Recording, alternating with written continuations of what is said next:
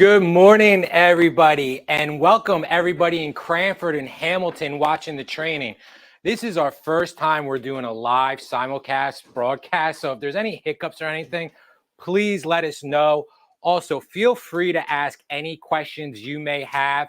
If you're in one of our other locations, write down a question in the comment box, and we're going to make sure that the question gets answered. So thank you for everybody joining us this morning.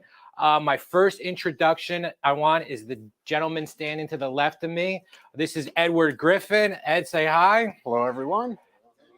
Hello. Ed is the general manager of CMS Property Management. He has a long, extensive construction career, and he's the point contact for CMS Property Management. So he's here to give us a little bit of knowledge of exactly what property management is. Things we want to do today is we're going to talk about what property management is.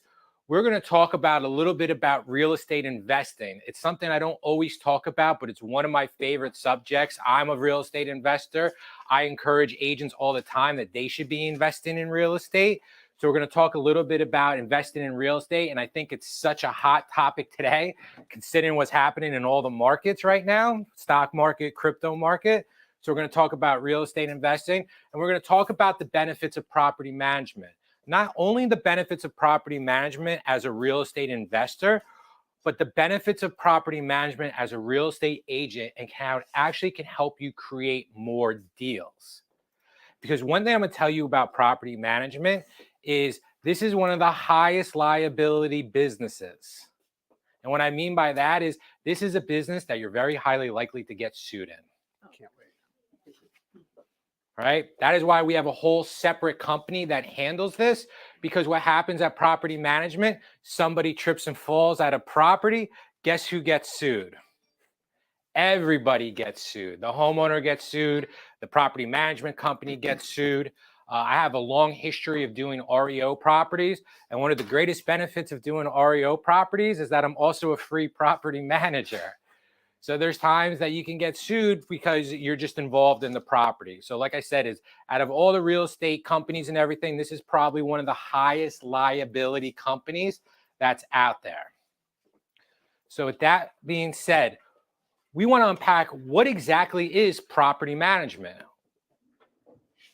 What does a property manager do? Ed, would you like to unpack this a little bit? Sure. By definition, and I know you guys probably love definitions, it's the operation, control, maintenance, and oversight of real estate, physical property that can include residential, commercial, and land.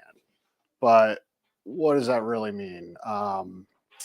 It's regular inspections. It's preparing vacant properties for being leased. It's making repairs and maintenance. It's leasing and listing properties.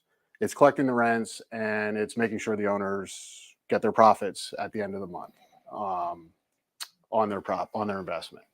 So in a nutshell, that's kind of what it is by definition. So as a property management company, our biggest goal, and I always tell owners, is what our goal is to give you the least amount of vacancies and the highest return of rate on your investment, and being it done professional. Has anyone ever here been a landlord and leases expire, you don't raise rents, whatever it might be? It's because you're learning how to do it. But on a professional level, what we do at property management is we try to maximize the owner's investment by protecting their asset. Real estate is an asset. So we oversee that to make sure they're getting the best return of it. And it also makes it more of a passive income for the owner. Because what happens is people say, I want to get into real estate investing. And one of the biggest fears they have is the management of the property, dealing with contractors, turning the units when they become vacant, dealing with a tenant that doesn't pay rent. Has anyone here ever been in tenant-landlord court? If you have, raise your hand. I'm not asking what side. It's a joke. But I'm just saying that landlord-tenant court is not fun. It's not something that a lot of people want to go into. And it's just like anything else. The first time you do something, it's nerve-wracking. But as you do it more, you get used to the process. So I've been managing property since I got into real estate 15, 16 years ago. So I've been managing properties. So I, like anything else, of doing it for so long, is I might come across experiences someone else that hasn't, that we're able to help them. So let's talk about some of the benefits of your property management. Again, professionally having the property managed. You have somebody looking at your asset on a business level. So what happens too is if you buy one property, you buy two properties, you buy three. As you start buying more and more properties, the harder it is. It's like juggling. Is anyone here a good juggler? Don't worry, I'm not going to make you juggle now, but is anyone here a good juggler? So it's like anything else. If you have 1, 2, 3 balls, it's easier to juggle. What happens when you start juggling? Someone's got 3 balls, somebody throws them a fourth. Somebody throws them a fifth. What happens when you start juggling? It gets harder. What usually happens when you keep throwing more balls at it? It falls. So what happens is the same thing in your business, even in your listing inventory. You get 1 listing, it's easy to manage. You get 2 listings, you get 3 listings, it's easy to manage. You get 30 listings, it's a lot harder to manage than just 1. Same thing as a real estate investor. You buy 1 rental property, it's easy to manage. You buy a second one, it's easier to manage. You buy a third one. When you start hitting 10 properties, it's a lot more to juggle. So what happens is if you have a property management company that's looking at your asset for you, it's easier to manage when you have a professional doing it full time. Another one is the unpleasant work with the PM company. Has anyone here ever done PM or they had a rental property and you get a phone call at 9 o'clock at night that the toilet exploded? I have. It's not a fun phone call, right? Toilets exploded, water's running in from the roof down into the thing. Does that ruin your night? It ruined mine when I would get those calls. Because what happens is that's now an emergency that's on your plate that you didn't plan for. But what's great with property management is when you have a full-time property manager who has 24/7 hour call service for repairs and everything, is that property then becomes somebody else's problem. Which frees up what? Your time. And I can tell you this is if you keep getting phone calls like that from tenants, are you going to be more excited to buy properties or less excited to buy more properties? Less excited. So property management, there is a cost, but there is a benefit, and it allows you to scale. And a lot of people don't hit that scaling is because they can't unload the management part. Or a lot of people never get into real estate investing because they're scared of the management part, because they hear the nightmare stories. So we're going to talk a little bit about how that could benefit your real estate business in a little bit. Again, we talked about higher rents, less vacancies. Vacancies as a real estate investor is what can kill any of your profits. Every month the property is vacant, what's happening? You're losing money. You're paying the utilities, you're paying the mortgage, you're paying maintenance, whatever it might be that the tenant's usually paying. So you want to minimize your vacancy to extend your rate of return. Financial accounting. So let's just talk about it. One thing we do is we manage commercial properties in strip malls. Does anybody know how a strip mall is valued? There's a certain couple ways. One of it is based on the rent you're getting out of it. So the higher amount you're getting out of rent in a strip mall, your strip mall is gaining equity. Your price is literally going up. So if I talk to a commercial owner about managing their strip mall, what I'm saying to you is, I'm only expensive if I can't deliver because I'm going to make your asset worth more. I'm an investment. I'm not an expense. On your P&L, if I get your rents up and I get everything squared away, you're going to be making more money when you sell, right? Even with your residential. And it's really even more important to have low vacancy rate if you only have 1 or 2 rentals.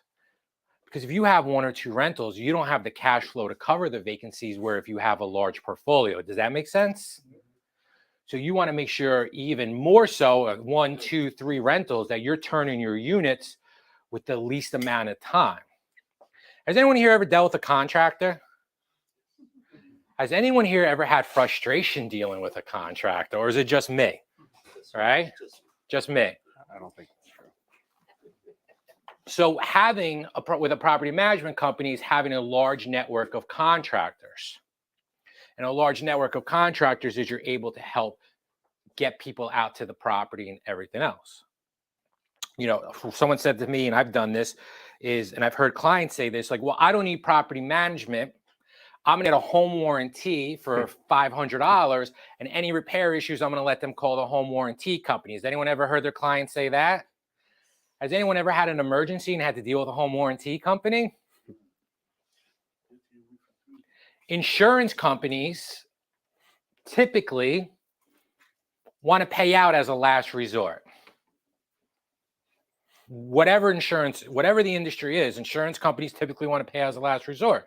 So the home warranty company is an insurance. So they'll go through everything they can before having to maybe do a replacement. And I can tell you this because I've been there. When it's the winter and you have a tenant with kids and there's no heat and it's an emergency, you do not want to go into a courtroom and say you did not provide heat to your tenant. So what I've seen is people who go that route with home warranty companies is they get very frustrated by the process of the home warranty company that they end up doing the replacement anyway. And getting those phone calls at the end of the day is not a fun process. So I've learned that one the hard way. I've learned it through personal experience. Because when I first became a landlord, I did that. I bought a home warranty and said, any problems, I'm going to go through the home warranty company. And it was not a great experience. We talked a little bit about this, is having a really good professional property management increases the value of the property. Again, especially going back to commercial real estate.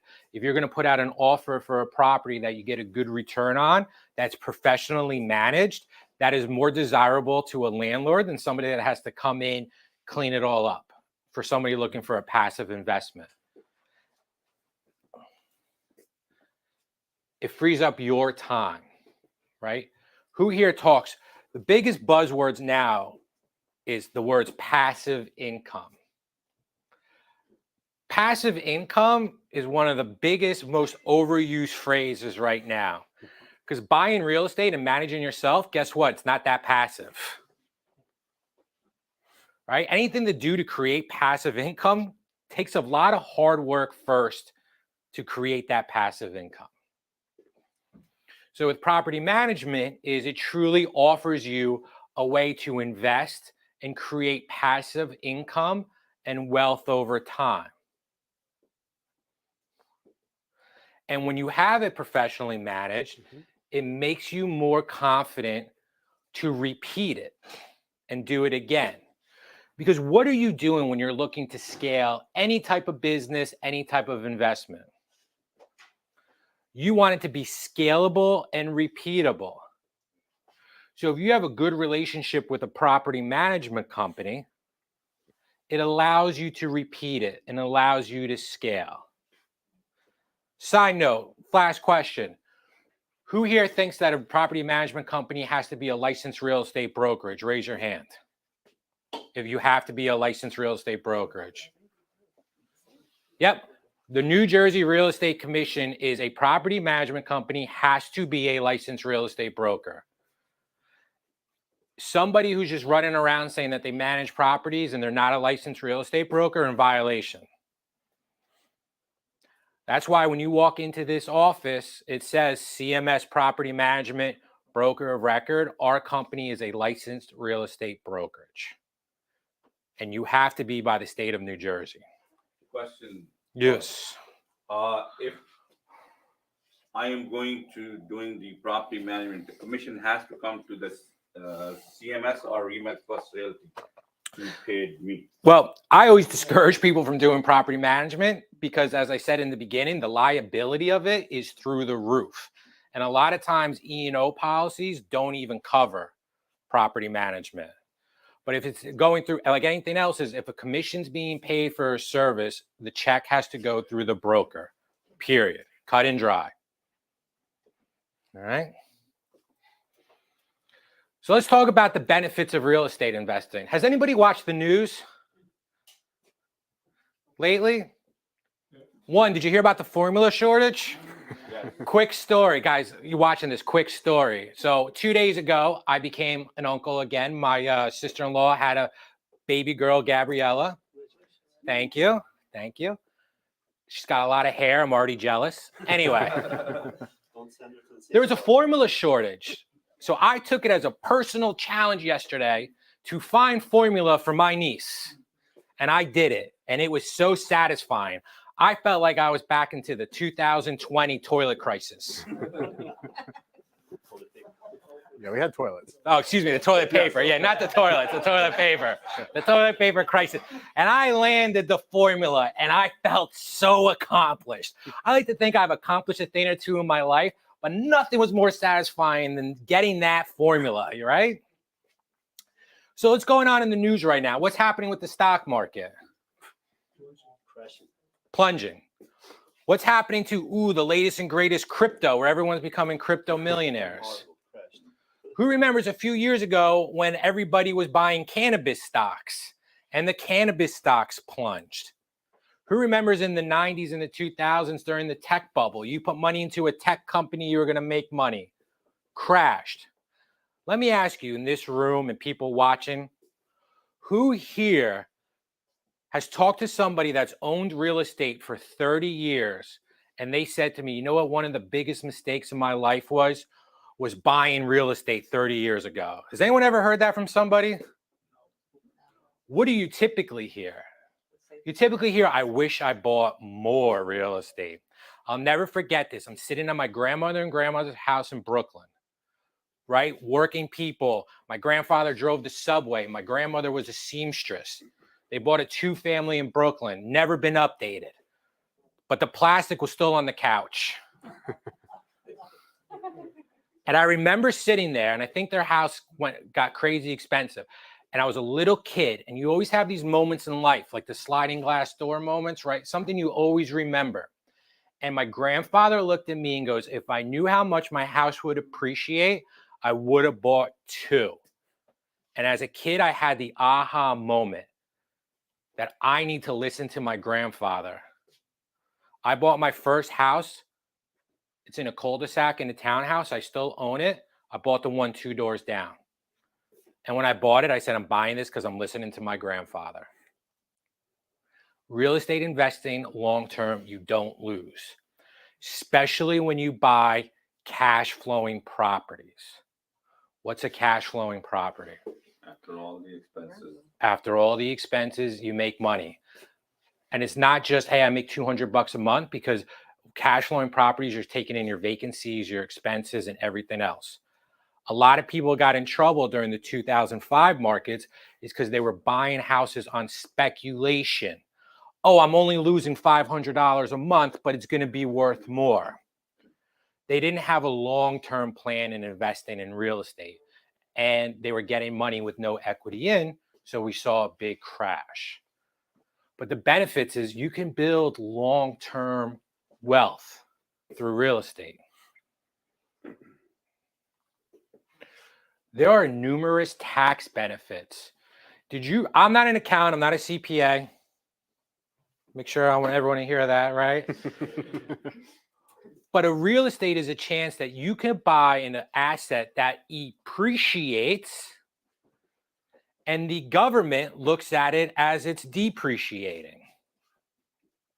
Right? Does everyone hear that? Yes. You can buy something that's appreciating, and Uncle Sam says that's depreciating. But Carl, that doesn't make any sense. Doesn't it? I know. Well, that sums everything up. It's such an opportunity for tax advantages. You can create passive income with cash flow. I always say the biggest mistake I made, and I was telling somebody this story the other day, is if I went back and I could do it again, the first house I bought was a townhouse. I should have bought a 4-family. And why? Or a 3-family, and I should have lived in one unit and rented out the others. Why? Because I could buy that unit with an FHA mortgage with 3.5% down. I can rent out the other units, and then when I leave, after living in it enough years to satisfy the FHA requirements, I could rent out my unit, go buy something else, and have a rental. And that's what I did that, but I did it with single families. Right? What's another great benefit of selling your house or just investing in real estate? What's a great thing? I tell this to sellers now. People are telling me, I don't know if I want to sell. You know what I tell people? If you made $200,000 in appreciation the last year of your house and you sell it and it's your primary residence, in most cases, are you paying tax on that money? No. So who cares the rate went up a percentage? You're taking $200,000 of cash-free money and rolling it into something with a 5% rate amortized over 30 years. That is a huge, huge opportunity that people forget about. If you made $200,000 in the stock market and you sell it, are you taxed on that money? Yes. Yes. You can kiss $60,000 of it out, whatever it is, out the door. Where in real estate, you're able to take that money and reinvest it. So let's talk about the investing side. Has anyone here ever heard of a 1031 exchange? Yes. So anyone who doesn't know what that is, and if you're watching, is if you buy an investment property and you go to sell it, the government will allow you, if you fit in the rules, and we've had 1031 classes before, you can sell it, buy something, and roll the proceeds and all the money into something and buy something bigger, tax-free. Think about that. The government will actually not tax you to take the profits off of a good investment you made to buy a bigger investment. So what a lot of investors do is they might buy something that's cash flowing, they get equity in it, they 1031 it into something bigger, that cash flows even more. So now you're making money on your investment. If you do right in real estate investing, you can create a pension. Follow me on this, a pension. My father worked in the New York City school systems for 40 years. He drove from Hillsborough, New Jersey to Brooklyn, New York every day. Right? And he got in, it was like they called it a step 1 of the pension. Now there's like step 6. Right? And he worked to get that pension. And he had to wait till he put in a certain amount of time and hit a certain amount of age to get a good pension.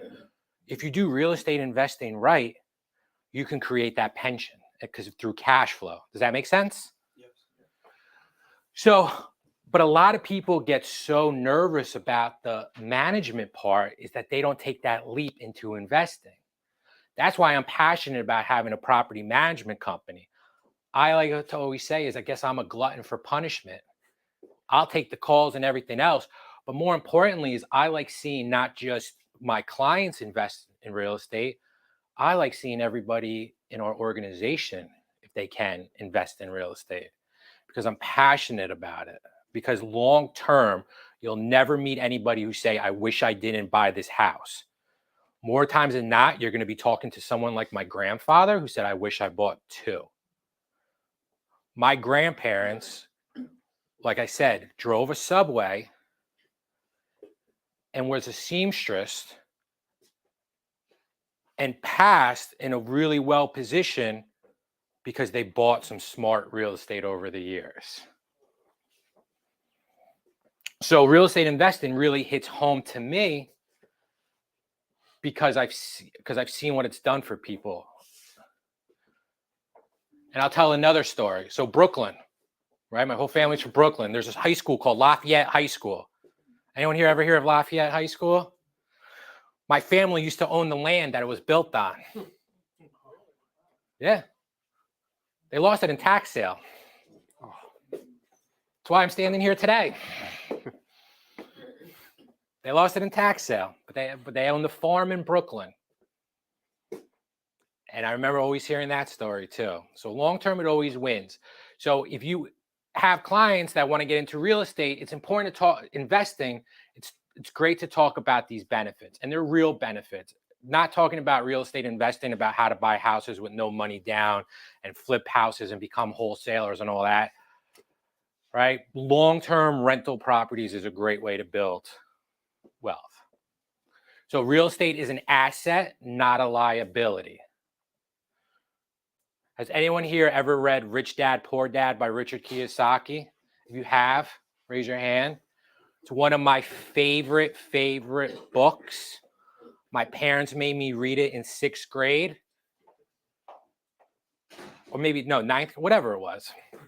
When I was young, they gave it to me. I didn't read it then. Don't tell them. But I read it years later. And I now reread that book once a year for my mindset.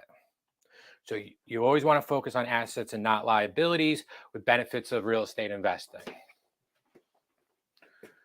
So great. But how can property management benefit you as an agent? You can maintain your relationship with the investors you have. I've seen this happen firsthand. Has anyone here dealt with somebody, they buy a property, then they go get it managed by somebody else and you never get the client back? Because what's happening is they build a relationship with the property management company. So here, what you're able to do is you're able to offer your clients a one-stop solution. You can buy the house through us. We can manage the property for you. If we're managing the property and it's one of your clients and that person is ready to sell the house, we take that client and we pass it back to you. So as an example, Matt, you sell somebody a 4-family. Hey, I want to get this thing managed. Instead of them having to go to a management company, you don't know what's going to happen once they go to that management company. If we handle the management and they say, hey, I want to sell the house, great. Matt is going to be perfect. Or we want to lease it. Great. Matt, do you want to do the rentals? Perfect. And we send the client back. We protect your client.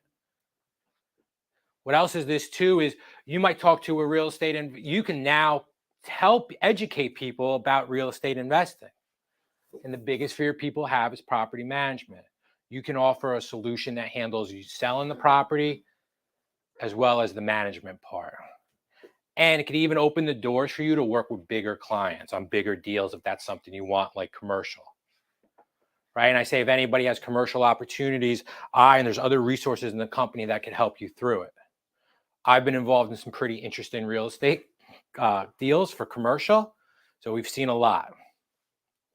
So we can maintain the relationship with that investor, or if the tenant buys it, we have clauses in our lease that a commission is due. You'll be paid your commission.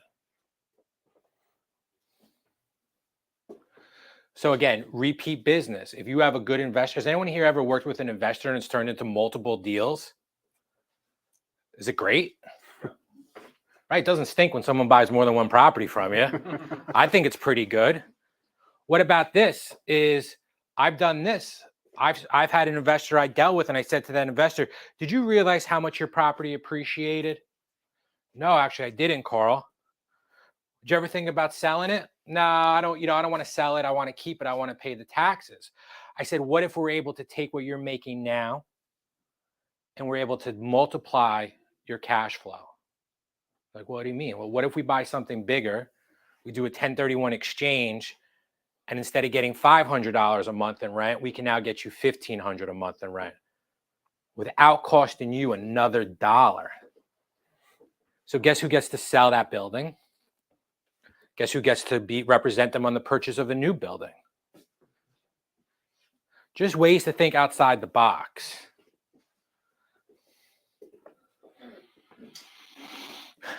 And what happens is when you do a good job for your investor, who are they going to refer you to when they have another investor they deal with? Right? The investor world is a lot of the investors know each other. Right? Because what happens too, I just had a call the other day from somebody, hey, I need a maintenance guy because someone you work with said that you have a good management. It circulates. It's your referrals, right? You put it out there, right? But I can tell you this is if you sell a building for $1.5 million, $2 million, $3 million, we have agents sitting here in this room who have done large commercial deals. And when they close, it's just as nice as a regular residential deal. Right, Mr. Saeed? Yes. You have a lot of commercial experience. Gareth.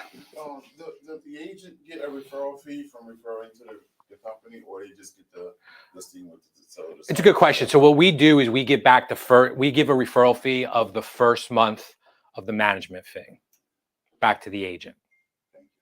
Thank you. No? How is the management fee calculated? Is it a percentage of rent roll? How do they price it? So a typical residential unit is 10%. So if it rents for 2,000, it's 2%. Family, is that 1 unit or 3 units? It's on the rent rolls. I don't know. Yep, it's on the rent rolls. So, and that's a good question, because if it's a bigger complex or like a commercial strip mall, there's different. You do proposals and things. It's different. But let's just say your standard house 2 unit, it's 10%. And what happens is, as a company, we collect the rents, we do all the accounting, and we direct deposit the money to the owner. So at the end of the year, you get a full broken down accounting statement of everything you've done. And I tell people sometimes is when you have that full accounting statement and you hand it to your accountant, our fee actually becomes free, because if you don't have good accounting, your tax, people get that too. Everything's done online. All payments are collected online, all service managers. If we're representing a landlord, they can go online 24/7 and see exactly what's happening with their property, what the accounting looks like, what the condition of the property is, any maintenance calls, anything, full online with full transparency. Right? And what most rental property management companies do is the money comes in on the 1st, they pay you on the 30th of the month. You usually have to wait 30 days to get your money. What happens between the 1st and the 30th? You got to pay your mortgage, right? Usually by the 15th before late fees. So what we do is when the money comes in, by the next week, we direct deposit it to the owner. So we have the money between the 1st and the 5th of the month. The owner will have that money in time for the 15th to make that payment. That's one of our niches and one of our value adds, where most companies will have to wait till the end of the month. Yeah. But hey, as an owner, I would like to have the money to be able to pay off the debt. So we run our books on the 10th. And depending on if it's a weekend, you might lose a day because of banking, but we can e-pay out in I think it's 24 hours it goes out. So. And and everything, any work that contractors do, everything is itemized, pictures, uploaded, and like I said, 24/7 access.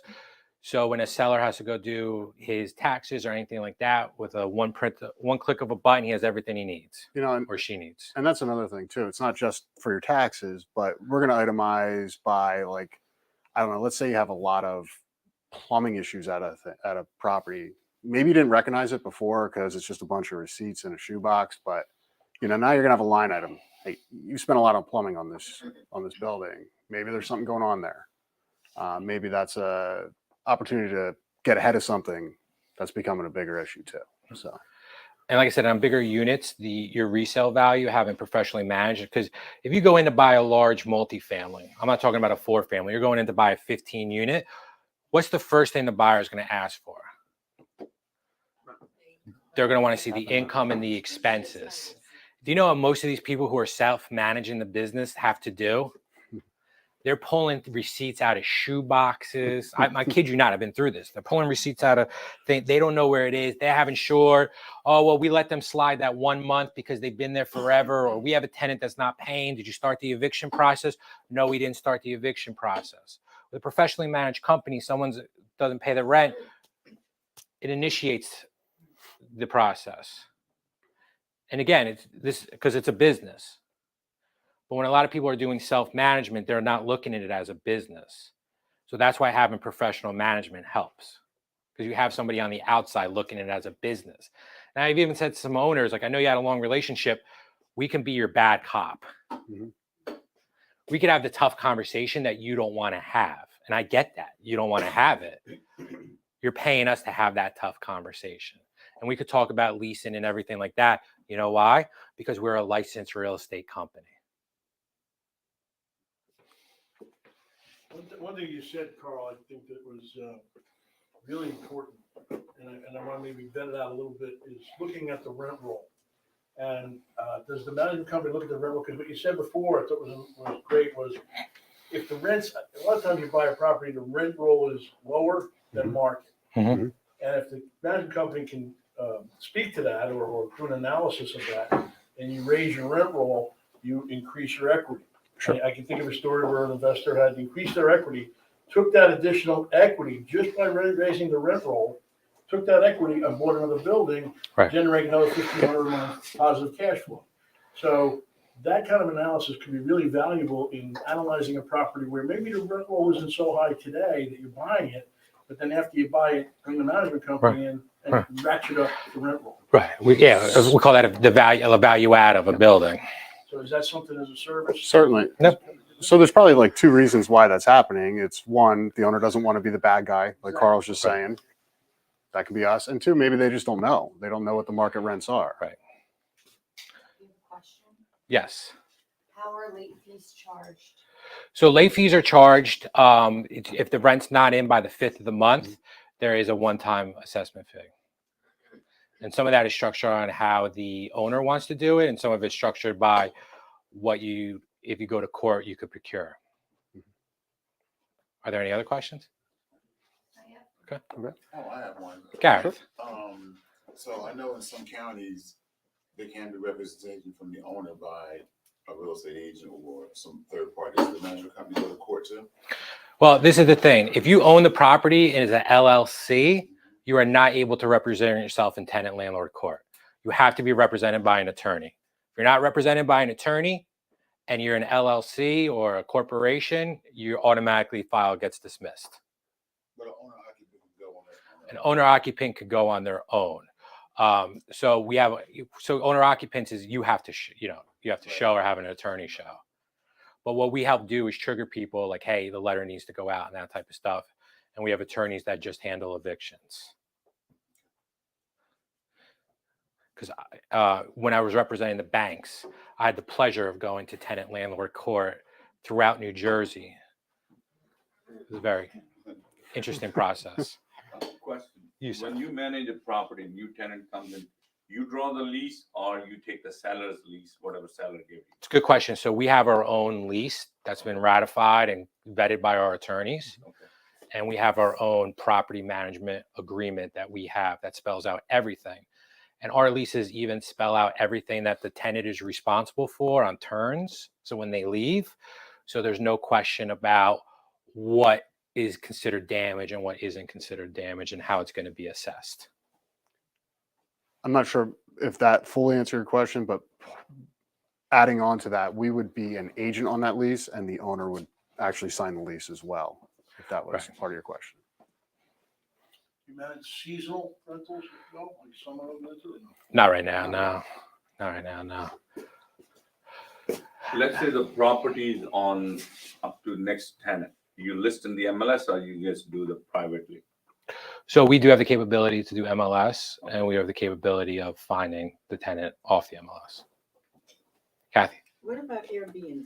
It's popular in a lot of, for property investment. It's a great question. You know what else my grandfather told me as a kid? He goes, don't talk about things you don't know about. So to be quite frank, I've never done Airbnbs. I know some people who are extremely successful with it. I could just tell you with Airbnbs, if you get into it, is you need to check the regulations with your town, because different towns have different statutes on what you can and can't do with Airbnbs. Also, if the house is in an association, you need to vet with the association, because a lot of associations don't allow short-term rentals. So Edison, my client needed to rent short-term, so it turns out this was an Airbnb. So of course, I'm thinking that you have to go to the township. I was looking for the, the CO or whatever. And surprisingly, Edison has no way of tracking. Right. Airbnbs. Right. No, I think over the year, we're going to see more and more legislation happen with it. It's dangerous in a sense, don't you?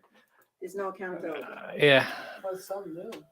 Yeah. But I've never, and like I said, it's tough for me to comment on exactly what I think of it, because it's not something I've ever personally been involved with. I've stayed in some Airbnbs. That's about the furthest extent, but I don't know if I have the real desire to be an Airbnb landlord.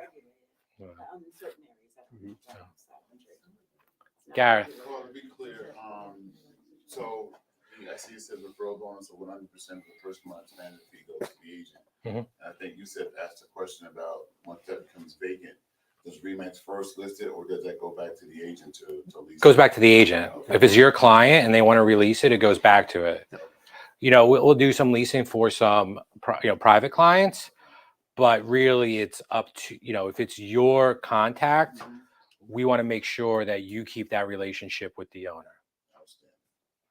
On related to Gareth's question, now the rental come back to me. I listed in the MLS. We got the tenant, and we will use your lease to give that tenant. Correct. Yes.